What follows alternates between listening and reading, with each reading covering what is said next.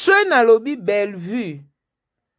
Pekisa communicatrice na yo. Bolo bananga. Est-ce que Bellevue mutatindi ye? Mais tangu dada mwana mama top aye abengisi la mams abise ma maman a mama leki nanga. Je crois que ben interpellé interpellé qui est a mama top. Ce mama top a interpellé qui est a suite à des missions auto salaka entre autres. Tais-toi nanga pe na la mama top na dada. Et que na ma be na sa mama top que obota dada na papa ya ba camarade na yo. Place wanda okende ko vanda ko lia. Dada kanda. Babala ka opete. Na asir après cette émission sous ni mama top ni dada bayaka istilaka.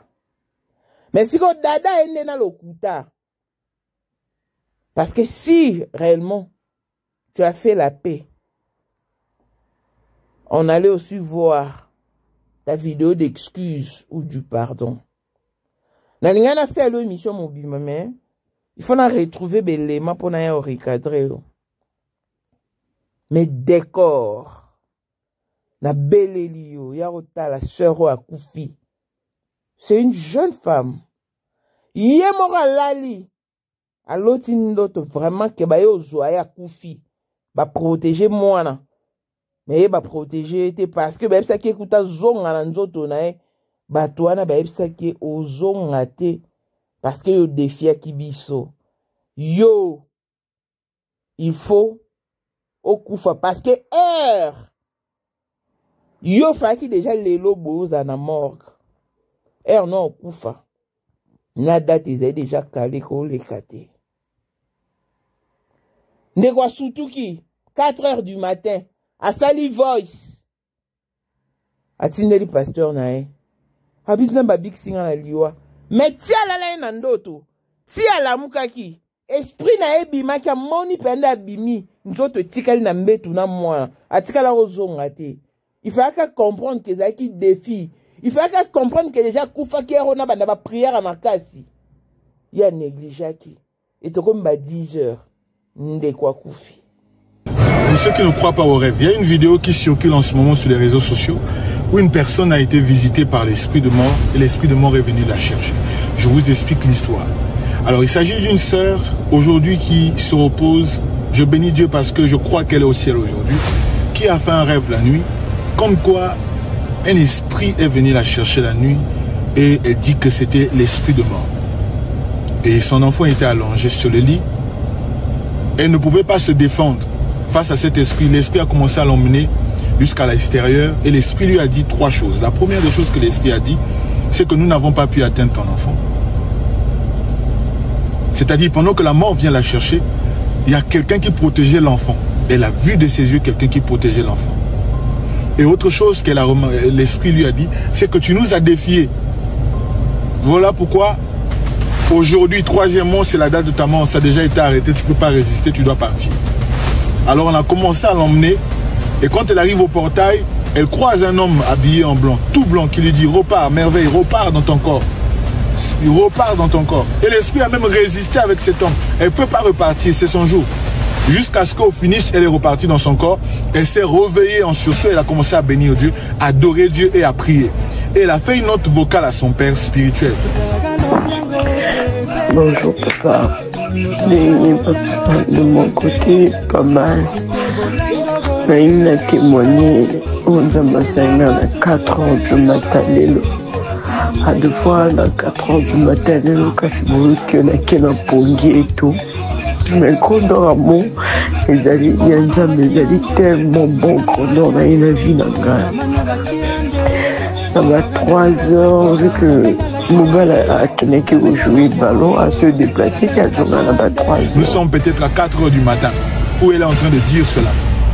Tout cela se passe dans un rêve.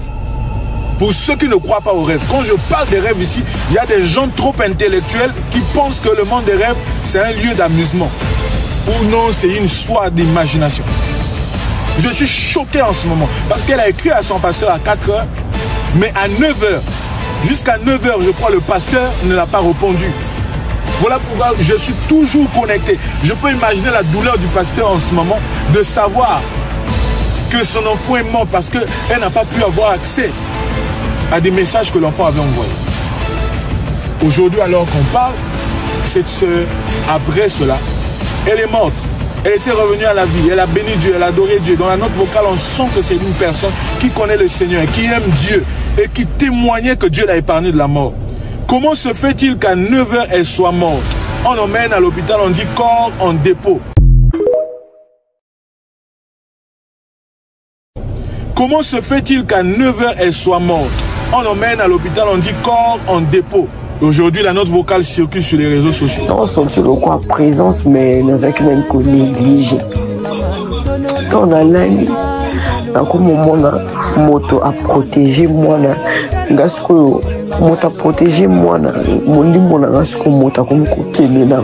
On a comme ce qu'on a moto, on moque là.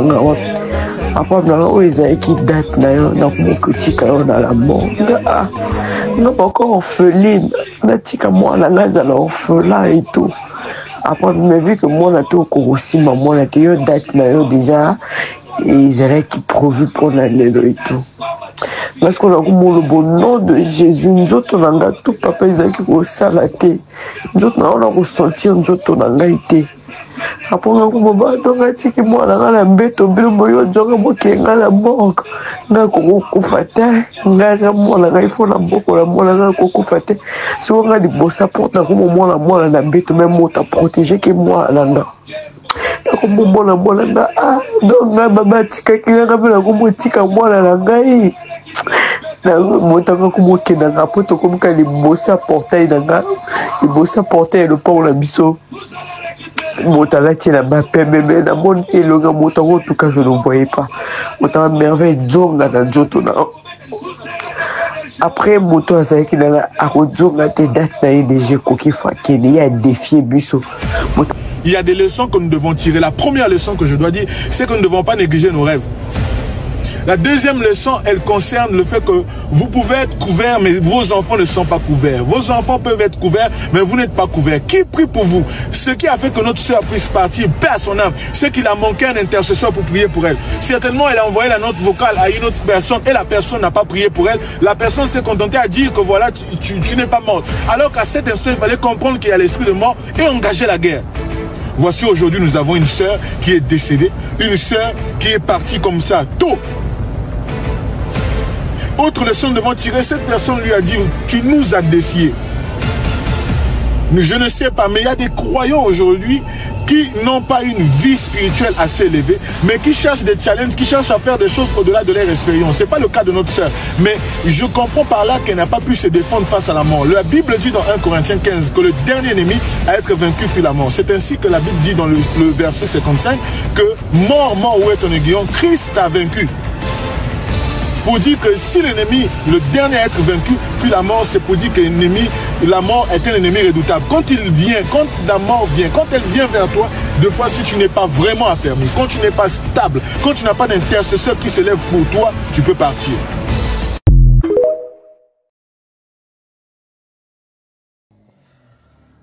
Et troublé pasteur n'a bimisi ba audio atindila qui à 4 h du matin.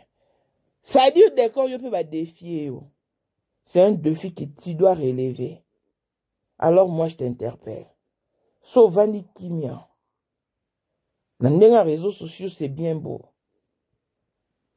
Mais spirituellement au vent de Kimia.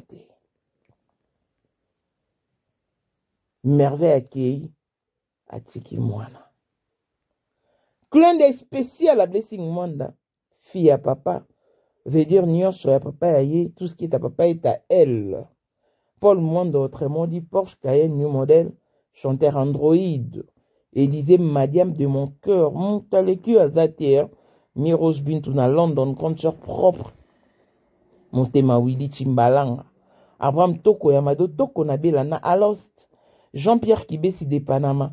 ya maman Marie-Jeanne Kibesi Ndongala na Paris, papa na Cléves Kibesi, Anjouane Bouika Songo, grande soeur propre femme à la Bentley, Sandra Kazadi, maman Denise, Motema Eric Jeng Elon Musk, papa le millionnaire Snoop Dogg na le millionnaire Ricky Ross, Claudine AC Milan à London, Blaisette Moubien à Switzerland, Miflor Lufuma na Italie, la Dauphine 50 la Congolaise, Yunichi Band, des femmes intelligentes, Yakomanda et So, Béni Antonio Lamedor, 3 fois canon, ya papa Lazaro, Mireille Tamboué na Milan, Christelle Chali Katokolo et Alain Montana Grenoble, le manager Kadi Kadima. Happy birthday to you, chaque open na garçon BCBG, l'ami des stars automatiquement star. Profite bien de ton jour et on t'aime par ici, chaque open na garçon BCBG. Voici Elon Musk, Eric Jeng, l'homme à 35 Ferrari, Bosangana Boye Beledi, Torondi Marabino, Nkolo Borotika Kazi à Kitamata, Nkolo Borotika vie à son porteur, vie à Diabo.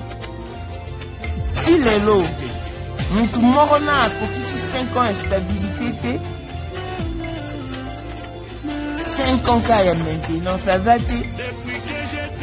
Mais Elon Musk, 30 ans de pouvoir, 30 ans de stabilité, 30 ans d'élévation, 30 ans de maintenance.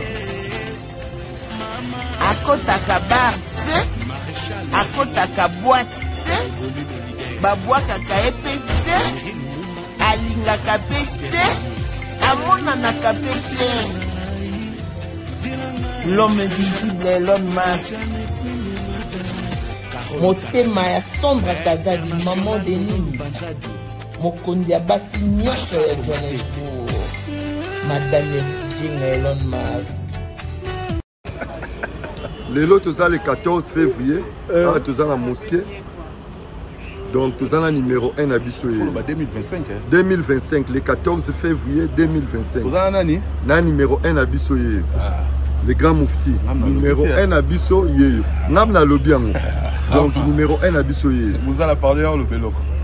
Vous allez au père spirituel nanga bino tumo kimbaboyebi numéro 1 à Bissoye. Talaksara pena nzela yango mokonza ba wenge 30 ans d'expérience président solo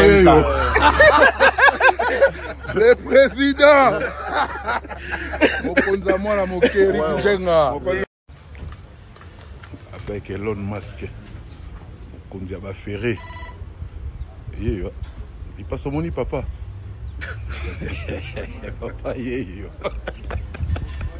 un peu polémique. On en a tout, le président a dit non, va faire or vous êtes tous les hommes d'affaires, et tous les hommes d'affaires, on a une affaire ici, dans le monde entier, donc le monde ensemble mission. Respect à l'initiateur du cours de grand, l'homme de maintenance et de stabilité. Moutaleki Agate. Pour la 2025, Yokangai Malamu. Bijou la Congolaise. Aeli binoba formule la sika. Mama ko benda lisusu mokila te.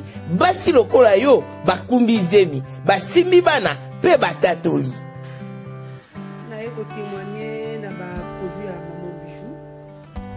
La manière c'est la fin de l'année 2023. Et je suis tombée enceinte. En tout cas, j'ai respecté comme elle me l'avait dit. Bonjour ma Bijou, Léa Remixé, maman, Zamba Pambole, Et c'est ma tante qui est en RDC qui avait acheté des thés pour moi, des produits de Madame Bijou. Je vous dis, ça n'a même pas fait un mois. Je n'ai même pas fini le carton des thés, des produits qu'on avait achetés. Tellement que j'en avais marre, je désespérais. Regardez les résultats vous-même. Bon, on a menu na biso. Toza na bakisi ya kobota, ya ko traité po. Ato koma ki posolo kola mongusu, yaka. Ma Bijou papa mbula yani opesa te saki mafuta na ye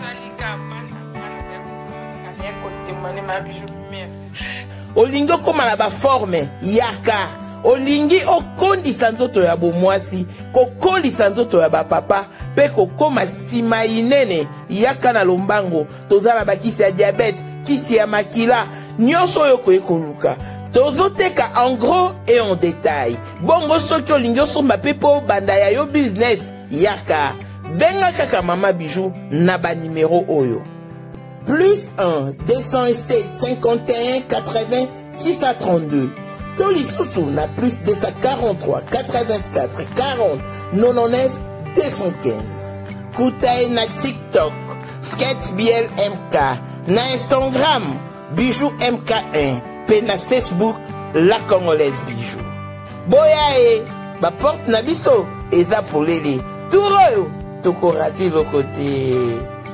Congolais partout oyo ozali na monde entier offre oyo ezali spécial pona yo parce que ozali mwana mboka mabele ya mboka batekelaka ngo bapaya te Congolais tala mabele oyo ezali komonana ezali plat à 3 minutes ya boulevard Lumumba route nationale numéro 1 awa na kati ya Maluku à quelques minutes ya péage ya Menkau oza mobimba na $750 ya pamba ozui 15 mètres sur 20 na yo y compris les documents administratifs na kati donc okozwa ba documents ya quartier okozwa ba documents ya commune okozwa tous les documents possibles oyo esengaka mutu azwa pona parcelle na ye pe oza na possibilité ya kosomba a crédit soki ozosomba plus ah oui tolobaki to tolobaki te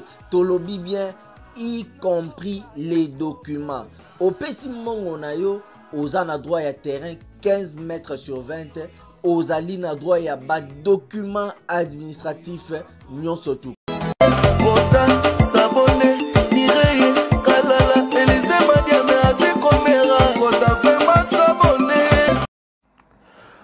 Bonjour et bienvenue dans ce nouveau numéro de Maman International TV Show, votre chaîne d'actualité de l'information et de l'émotion.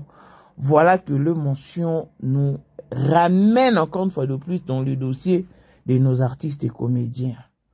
Parce que ce qui se passe actuellement est pire. Sincèrement, on ne peut quand même pas se taire. Kindoki oboyo karana vie, kindoki ezali.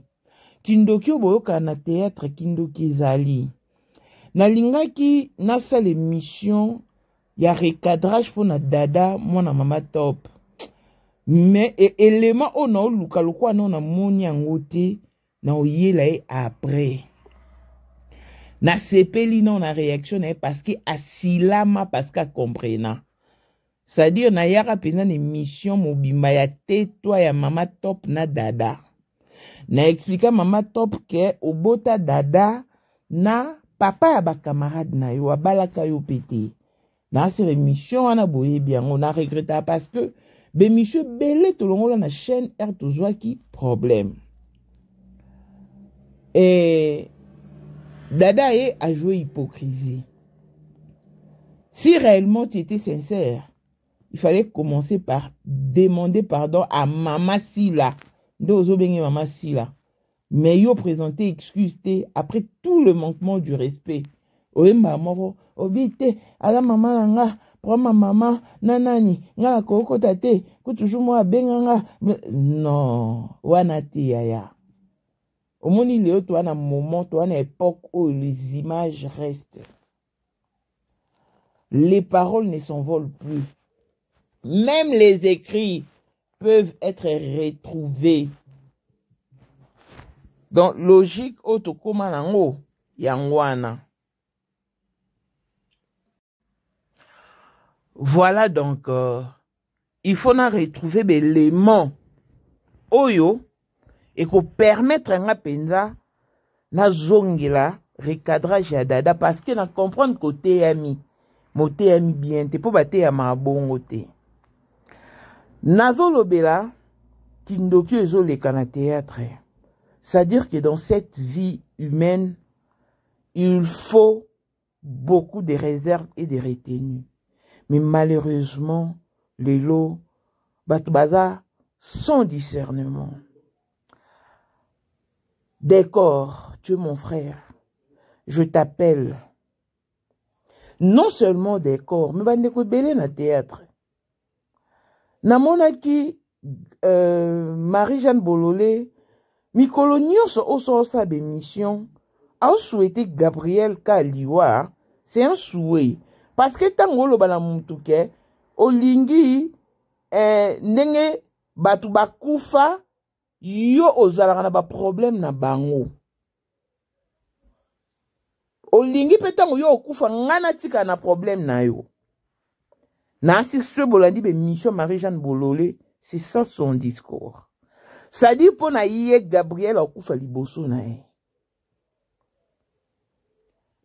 Or, mutu moko te ayebi qui partira avant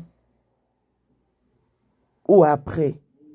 Mais tout ce que nous savons, que un jour nous finirons tous par partir.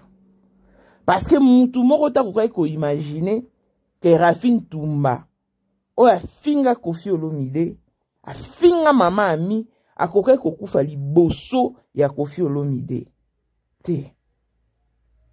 Mutu moko te, logiquement parlant, a kokai ko imaginer que Babia alinga kokufa avant Koffi Olomide.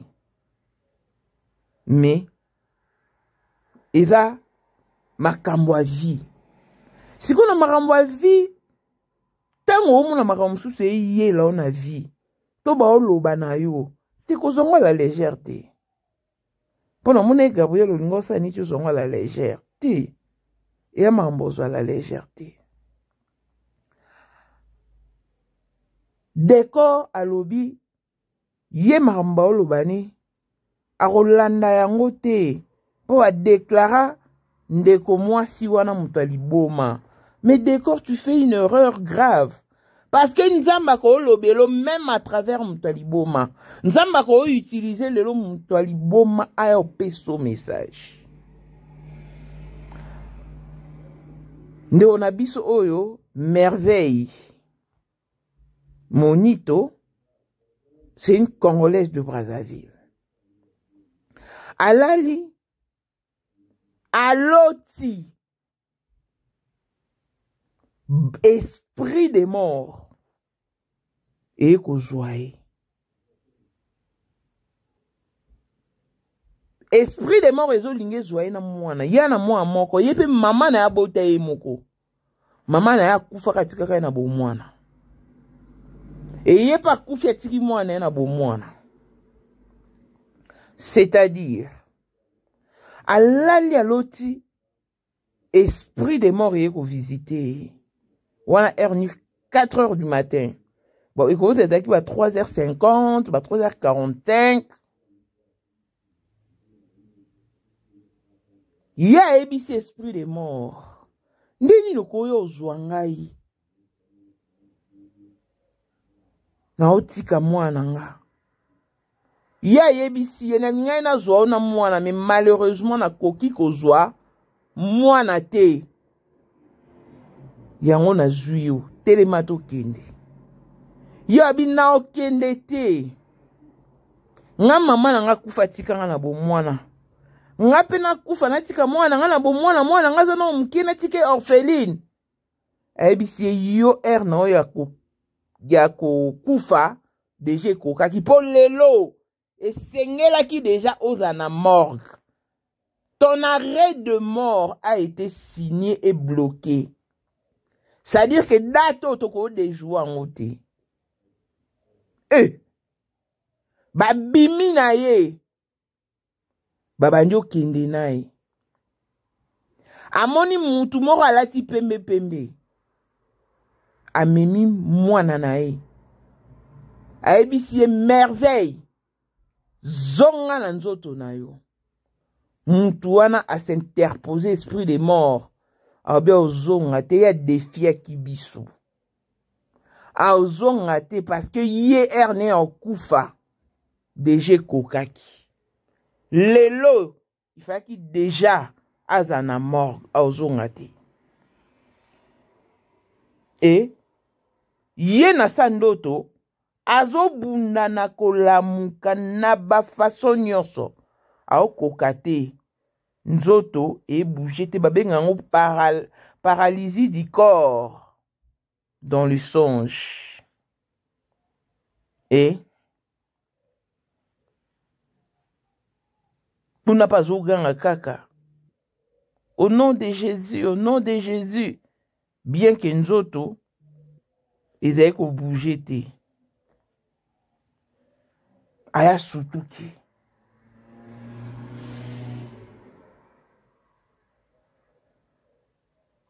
Et atali mwana lali na mbeto. Atali heure 4 heures du matin.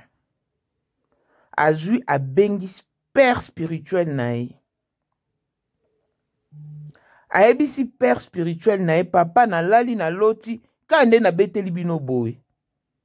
Mena okumisa nzambe po nzamba biki singa na liwa. Na ndoto wana na mona epenza na kei na kanisa même na kufi deja na tiki mwana mais na kamwe na lamuki ona okumisa nzambe.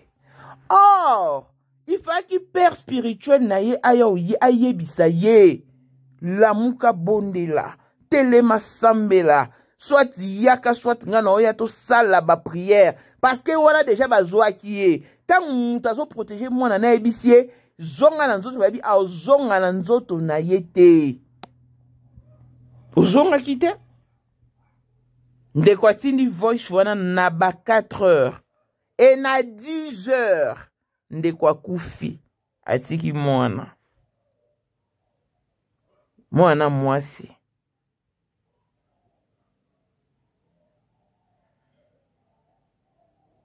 c'est-à-dire que tant que ça me panzani kendeko wana kufi merveille batu ba conserva kango te bazui bakena en hôpital baebisi bango corps en dépôt.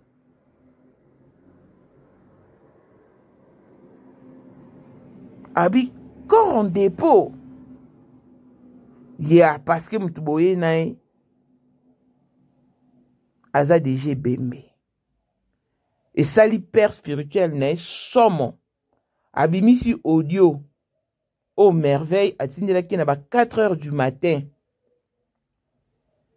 Aebisa kiye ke alali à l'autre esprit des morts et ekozoae. Oui, effectivement, esprit des morts ezwaki. Ndekwaki azongite. Batu musu babi eza alliance ou eza pacte de mort. Eza réclamation. Parce que maman nae akufaki pe bongo. Alors, na somo wana père spirituel abimisi voice. Donc au mona ndeko emo alala ki penda loti akufi atiki mwana. Parce que nga nazala so na lali na loti ndoto mobo mabe. Donc na nzela soit na bungisi eloko tikali ko mona na te tina olamuka. Na ebile yake yaba sinya mabe. Alors tant na olamuka il faut na bonde la makasi na cette sango ku ba jeter. Faut na bonde la makasi. Et alors Kala, je me rappelle avec Pascal Mupuna alalaka aloti to tambola ngai na ye na petite sœur na ngai.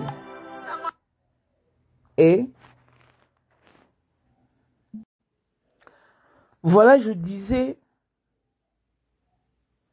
Kala to tambola Kala, bon fait Kala avec Pascal Mukuna alalaka loti totambola ngai na ye naleki na nga moso ya mwasi tokende et puis ata boye nga naza te abandi oluka nga amoni nga te ti alamuki na pongi na ntongo ayebisi mama ya biso yebisa Mireille aki ekota prière po tozoza na service ya délivrance na ACK chaque jeudi na minuit bokoti jeûne sec vendredi mobimba bozaka na église bokolia te bomela te ti samedi na ntongo après basali bamiliki bomeli est-ce que mabso na lauti ndo totambola nga na Mireille na Nines Mireille abungi na luki na façon nyonso Mireille aza te dans les esprits des morts il faut asambela makasi na soutenir ye na prière mais ye moko azwa conscience asambela na kota ya prière et na kota prière régulièrement en fait personne na koti prière ye moko surveiller nga msusu osambela oso nimbi omwa ramuta ya ningisi o ndozo sambela otabwe yo bite na o prier nde na biso oyo alalaki aloti mpenza akufi atiki mwana so azali na réflexe alingi obanda prier sans cesse et ça dépend aussi de ndenge nzambe alobela moto na nde mpe moto ocomprendre mpo nga so na loti kaka ndoto à moins que na bosana mais so na kangi ndoto wana na sesa yango jete bomone nde na so akufi brasé za ya oninga na ba voice ne bimi na sali émission o mpona ko interpeller des corps nzamba ko utiliser pe muto aliboma apeso message lelo bato bafinga na ba nzoto ba papa bato ba nzoto ba mama ya bato mais kolobano bota totala ba défier yo des corps ok esprit de mort et bise sœur wana yo défier ki biso c'est-à-dire que na ebite so défier ba ona nini ba challenge mususu en tout cas na ebite mais tout ce que je sais so muta défier yo il faut za makasi soit yo faut za makasi so ba défier yo c'est-à-dire que moko na bino fa kweya ah oui hein yelo kwa défier ki batwana baye bazui donc tia kufa ibi pe akakufi place moli moneki amoni penze ndoto na lota kinza malobelenga. Je crois que même son père spirituel est en train de regretter des corps ba défier yo et le corps ba défier yo il faut sa force contre force et puissance contre puissance. Ponga mamso défier nga zama kasi yaya nga tika bandoki na défaut nga ça dit na paralysa bandoki bomo bamona ke baleki saka ton na bango ya pamba pona yo lokanga décor ba défier yo baby so bota totala. D'accord, je sais pas. Je sais même pas pourquoi que je mariais ton histoire à celle de Merveille. Je sais même pas pourquoi que j'ai combiné toutes les deux histoires, mais je crois que c'est le Saint-Esprit. Parce que moi je suis passé par là. Moi je suis passé par le défi énorme. Pour moi on a commis. Ma vie est un défi. Et alors, na tikela bandoki tante. Parce que nga vie na nga e a condamné ya oluwe nzambe. Nga nazala so na lali. Pongi ekatani nga au beau milieu de la nuit. Nayebi que c'est une interpellation. Nzamba obina bima na tika mbeto. Nakenda même pas la chambre à blessing. Nakenda na salon. Bato ba en Afrique du Sud bayebi que toi ni langa. Ya nakenda bongo na tio musique na bandi ko prier. Neti lelo. Na prier. Parce que sans prière na obtenir. Pona koma ona komi boué prière. Pona koma maman prière. Pona koma moi ça mon tout prière. En tout cas vie nanga. Eza limité na prière. Ga avec Azalaki Azali. Te kozalaka kaka. Poyende. Number 1. Mwana liboso nzambe na matière à kosalisa. Awa esengi ozwa penza papier ovanda na kiti pe oyoka malamu. Sais-tu qu'il y a une solution à tout problème? Kosukola kati ya mwasi, kolongola myome na fibrome, kokumba zieni pe kobota, yangonde spécialité na biso.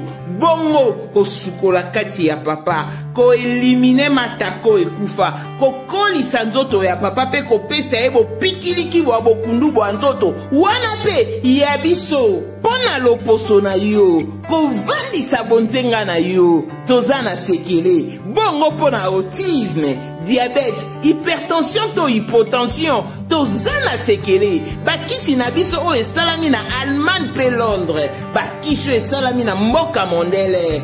Sont mis à votre disposition. Yonde, zo téléphone, pe benga biso. Papa ozoko koboti sa moi cité, posa nzoto sila yo, ki mobali ete makate. Awa, bo pikiliki na yo, ekozonga. Maman, au côté ménopause, makila e katana, règle abondante, to okoma frigide, yeka tozana sekele, nyoso awa, ikoma réactiver o. Yo mutozana ba trouble, dépression, insomnie. Solution na yo ezali. Benga biso na plus 44 74 05 65 35 48. Gasker, le soir des désespérés. Na seki pour solution na yo ezali. Hier. Naebi kisite, naebi ndokite, naebi ngangate. Mambo ebele bato bamona yango neti blague, mais ezaka blague te. Parce que moto a défié na miso ya bato. Aofingo avec haine. Aofingo avec rancœur. Boyebi que le visage est le reflet du cœur. C'est-à-dire ton moto aofinga yo, ton moto aloba likambo. Yo faut la attitude au hasard dans la vidéo. Ou pendant qu'il te parle. Et il faut ta l'attitude wana. Oya ko afficher ne longi et ndenge motema nezali. Parce que c'est de l'abondance du cœur que la bouche parle. D'accord, n'aura pour ça ebiso o lukanzambi. Ba ebiso loko okufeli mwana obota lisute. Pourquoi mutu fa défier yo kana mambo obota? O eza sujet mon sensible.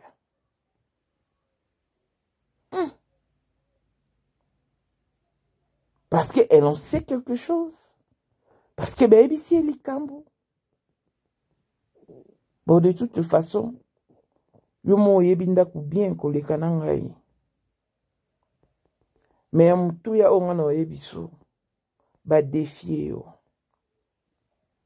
Ba fie belé lo na théâtre et belé non ba botité. Mais nga na yebi ke nzamba bota ba se ba 62 ans. 65 ans. Mais, si tu as 62 ans, tu as 65 ans. D'accord. Bilé n'a pas la prière. Bilé n'a pas la maombi. Nga mokile dara hotel ngai. Abonga totala. Belle femme que j'étais. Intelligente et brillante que j'étais. Viens me te se résumer. Nan néant. Oh, Jésus. Jésus. mais nzambe atikala na nyonga mutu te.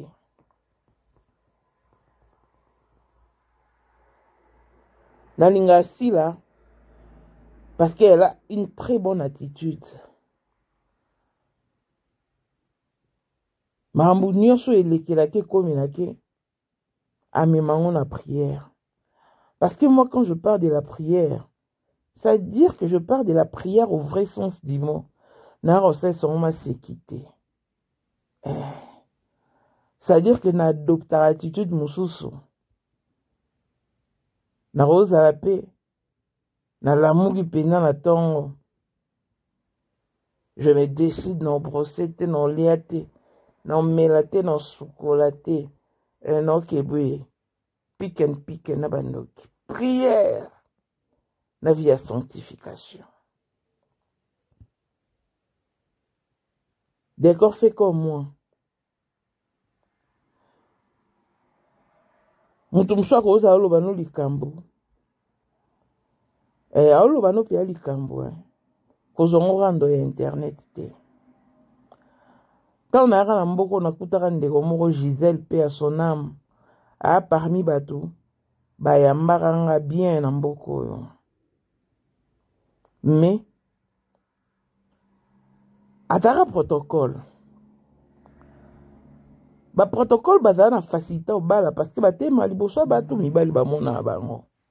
Mais malheureusement yi azako bala te. Mobali ya liboso linga na vie na yake ndaka poto. Mobali yana bala ete abala mwasi mususu. Or kala tanga zele mwa mke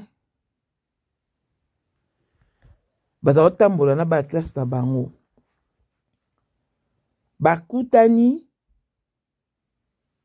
ba otambola ndia ba obeta lisolo.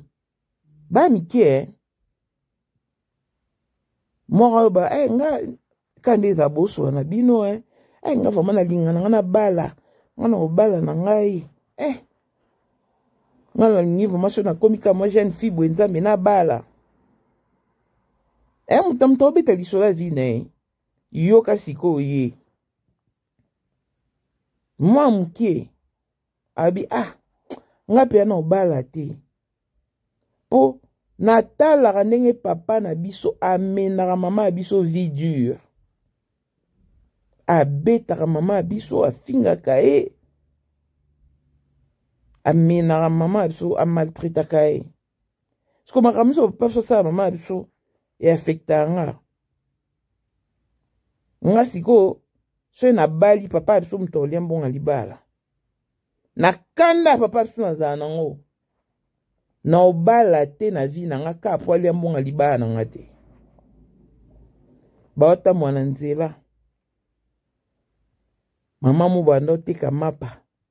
Na kwena avoka bengi mwana. Oama yele na sepeli na marambo lobi. Zwa mbongo na kabelio. Na pesi mbongo kapo na marambo lobi. Ye pa zwi mbongo.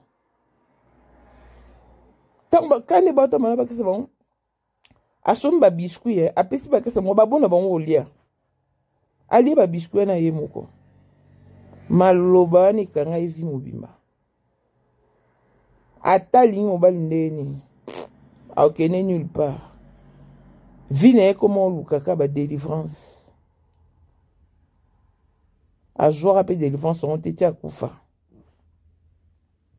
Ye mom tabetela ngali solo wana. Toi na sur na biso msu tonga na mboko yo. Na monaka ya umela rate. Abali. Mabala déjà maman.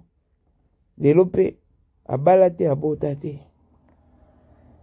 Ye alotaka ye moko.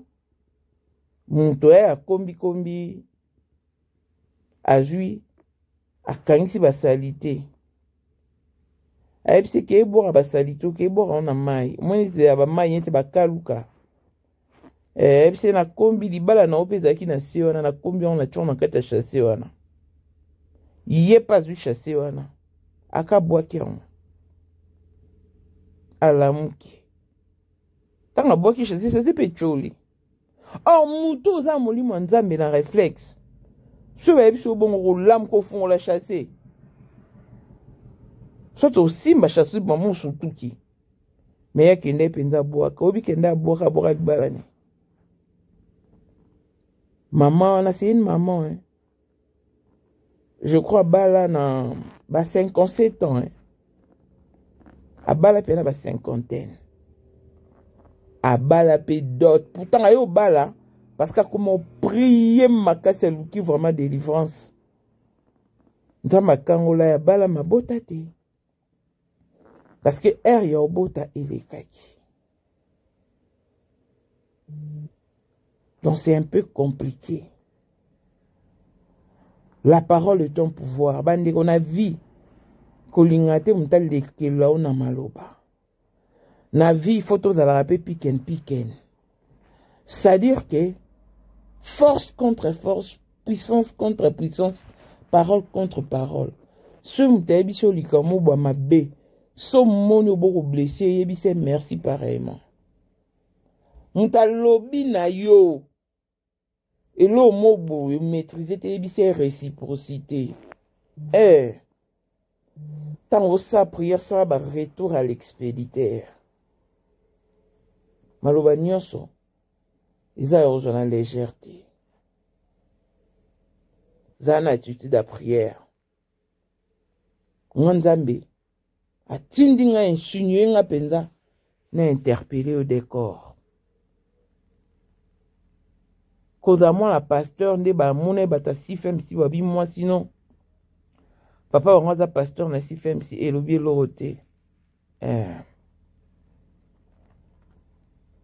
yo monde la moi sinon besoin disposition il y a ba prière intense parce que Bible est recommandé surtout prier sans cesse batumsu ba ça l'erreur Bible est surtout prier beaucoup. Te prier sans cesse, prier continuellement. Mais mouto a un cancer, na mouto zobe la malaria, ba melaki si morote.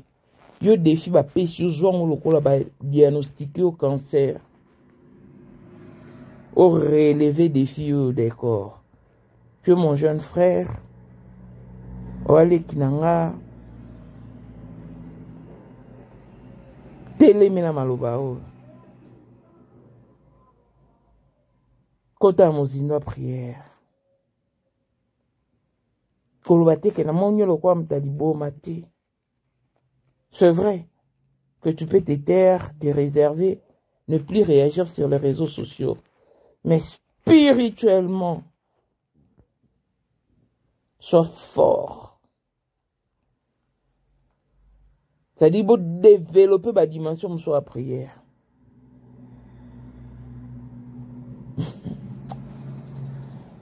Mon toi, ça a un problème. Azara une attitude, mon biso tali.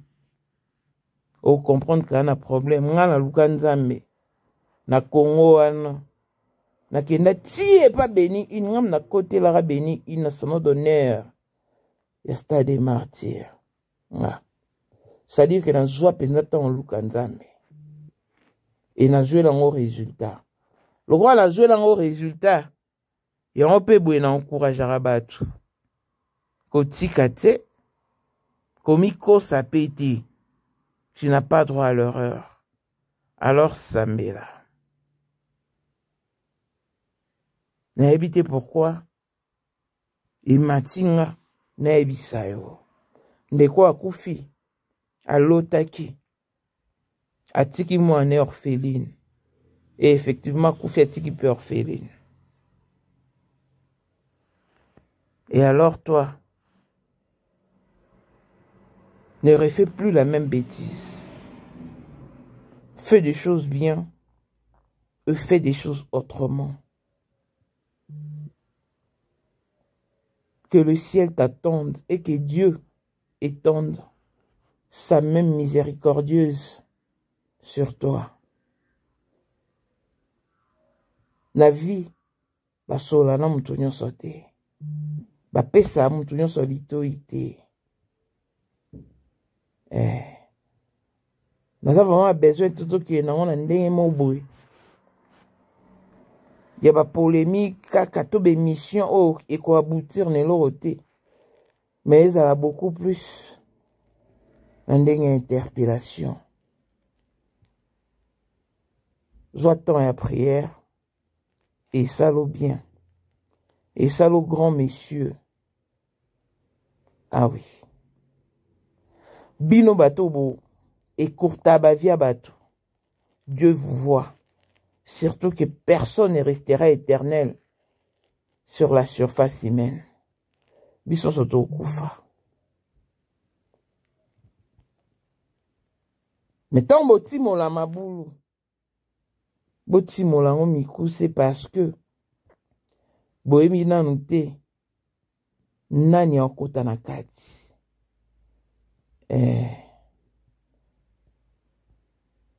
Quand tu es là-bas, pour mitambo, tu chango pe de sorte que c'est pourquoi yé kakaleki.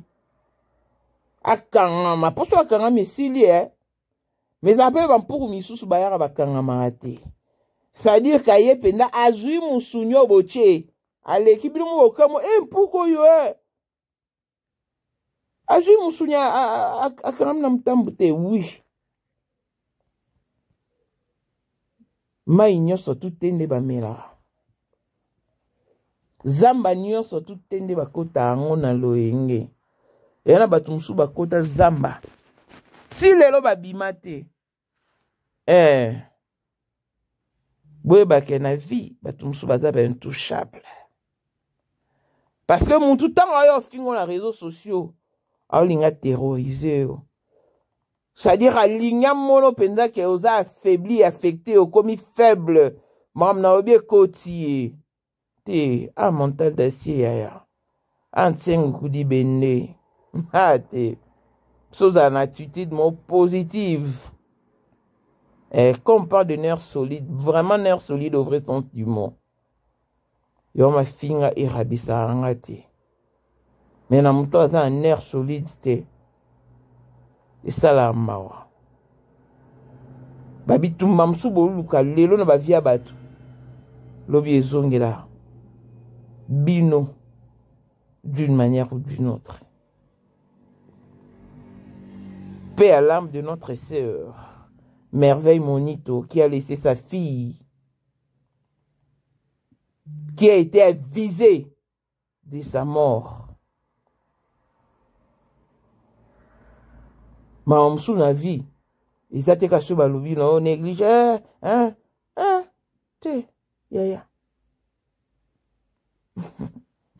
Longévité et bonne santé à tous. L'on se retrouve au prochain numéro. Bye bye.